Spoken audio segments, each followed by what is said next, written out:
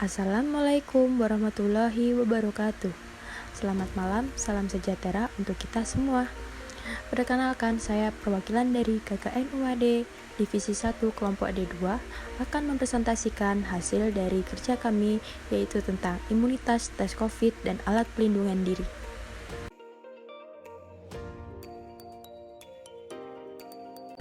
Langsung saja untuk yang pertama yang akan kita bahas, yaitu tentang imunitas.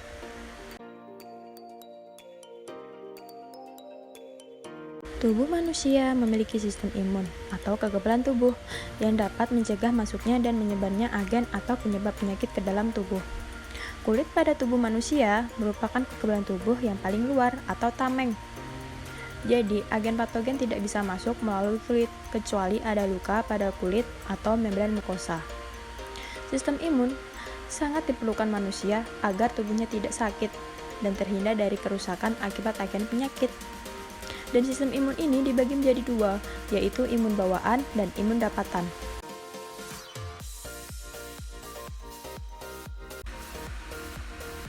Yang pertama yang kita bahas yaitu sistem imun bawaan. Apa sih imun bawaan? Sistem imun bawaan adalah zat kebal atau antibodi yang secara alamiah sudah terdapat di dalam tubuh seseorang.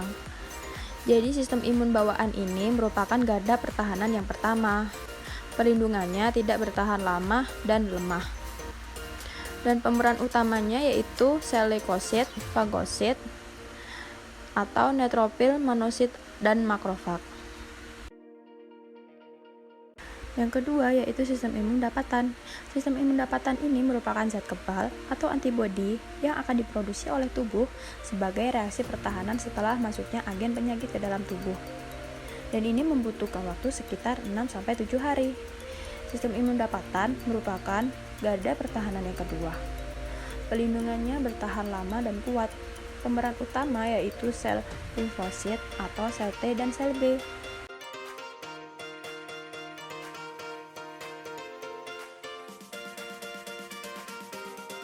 Selanjutnya, ada pun upaya untuk meningkatkan sistem imun dalam tubuh. Yang pertama, dapat mengkonsumsi vitamin dan mineral. Kedua, tidur dan istirahat yang cukup, olahraga, sikap dan persepsi yang benar. Dan yang ketiga, itu nutrisi dan diet harus seimbang.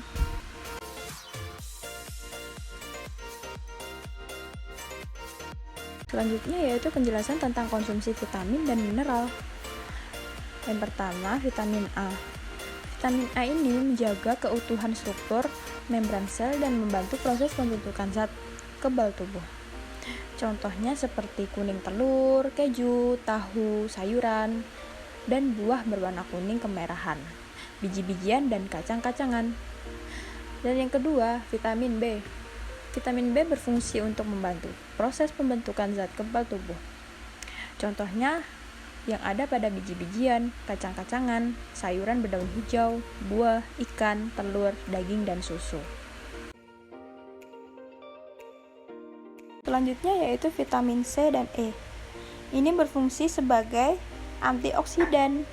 Proses metabolisme tubuh dapat menghasilkan radikal bebas, yaitu senyawa tidak normal sangat reaktif yang berbahaya karena dapat merusak sel-sel tubuh.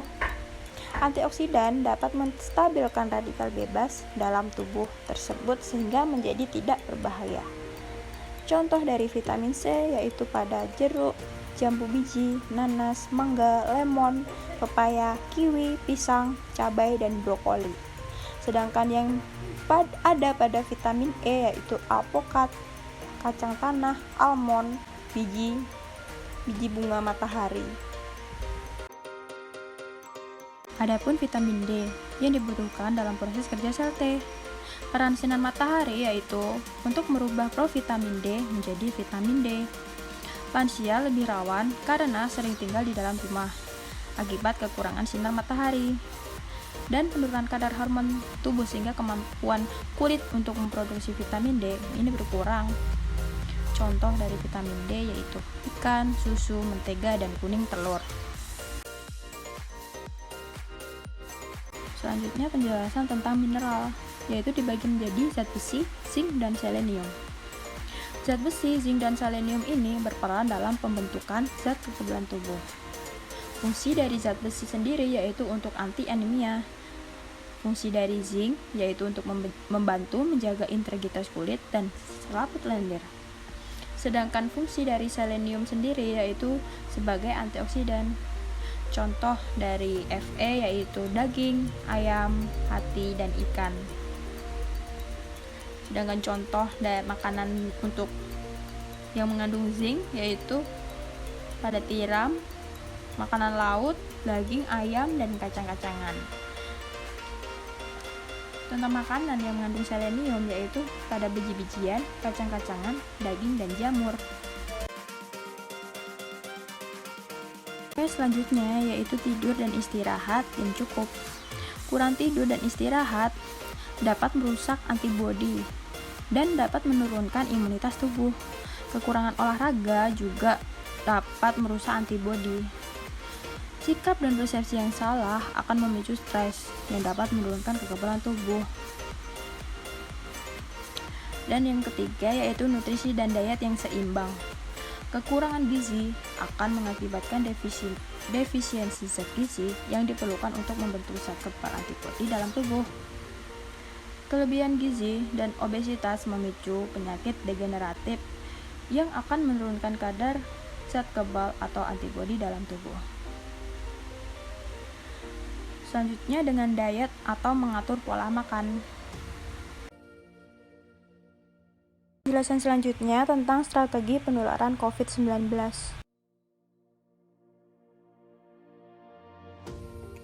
Apa sih yang membedakan rapid test dengan swab test? Nah, rapid test itu untuk mendeteksi antibodi di dalam tubuh kita. Jadi bukan untuk mendeteksi adanya virus atau tidak. Jadi untuk mengetahui ada virus atau tidak, itu kita bisa dengan lakukan swab test.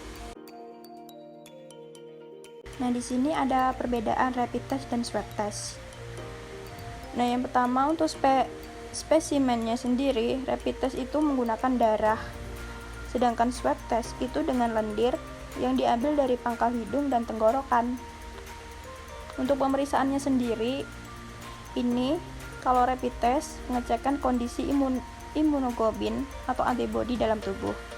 Jika terinfeksi virus, maka jumlah imunoglobin akan meningkat. Sedangkan swab test ini dengan analisis genetik virus dengan metode PCR yang dapat memperlihatkan secara langsung keberadaan virus SARS atau COVID dalam tubuh. Waktu pengujiannya sendiri untuk rapid test ini membutuhkan waktu 10-15 menit. Sedangkan swab test ini bisa berhari-hari, 2-4 hari. Untuk penggunaannya sendiri, metode rapid test ini digunakan hanya untuk screening awal atau deteksi dini. Sedangkan swab test ini metode yang paling akurat dalam mendeteksi virus SARS atau COVID.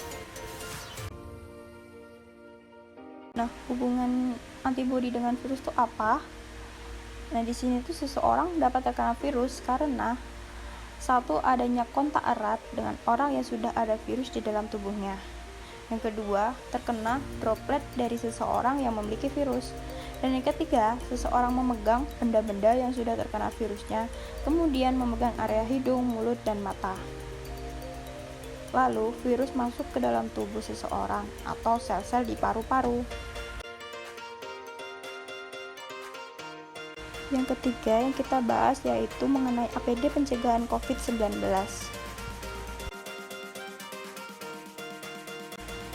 Dan di sini ada beberapa protokol kesehatan.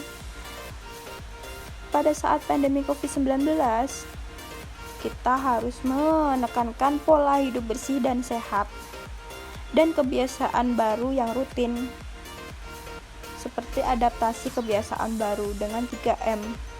Memakai masker, mencuci tangan, dan menjaga jarak.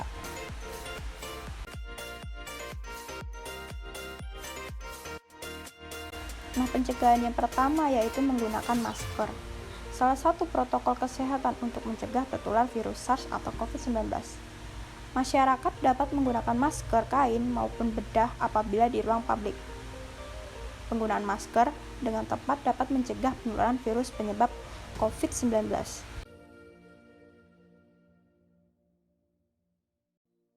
Beberapa hal yang harus diperhatikan dalam penggunaan masker yaitu cuci tangan pakai sabun dan air mengalir minimal 20 detik atau bila tidak tersedia gunakan hand sanitizer.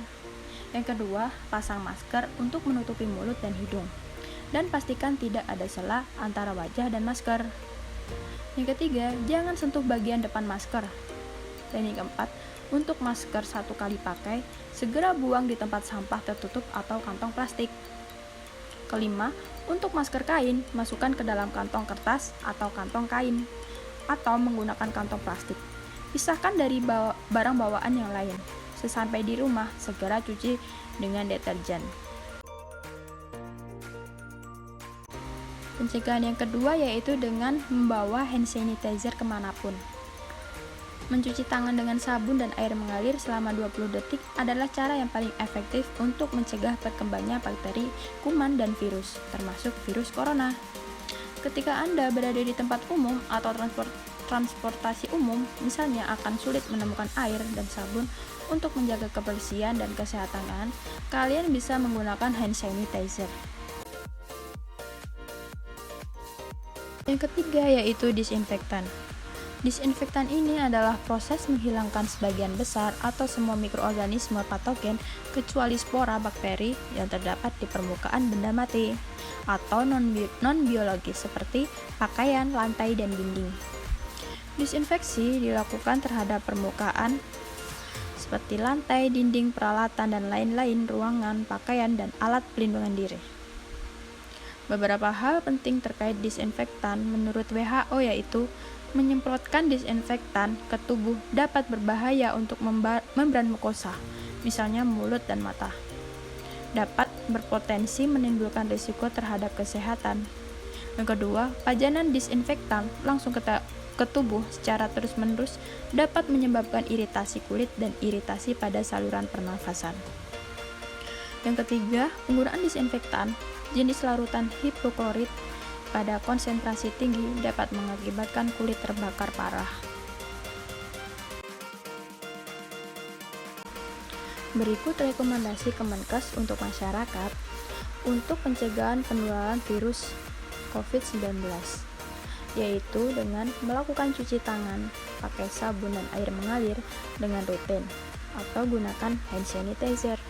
Yang kedua, membersihkan dan melakukan disinfeksi secara rutin pada permukaan dan benda-benda mati yang sering disentuh, misalnya perabot, peralatan kerja, ruangan, pegangan tangga atau eskalator, roda transportasi, dan lain-lain. Jika harus keluar rumah, hindari kerumunan, jaga jarak, dan menggunakan masker. Membuka jendela untuk mendapatkan sirkulasi udara yang jika menggunakan kipas angin atau AC. Perlu dilakukan pemeliharaan secara rutin. Segera mandi dan mengganti pakaian setelah berpergian.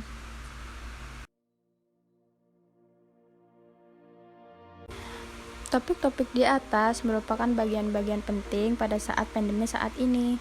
Semoga bermanfaat dan dapat diterapkan di lingkungan masyarakat. Cukup presentasi dari saya. Ada kurangnya saya mohon maaf. Wassalamualaikum warahmatullahi wabarakatuh.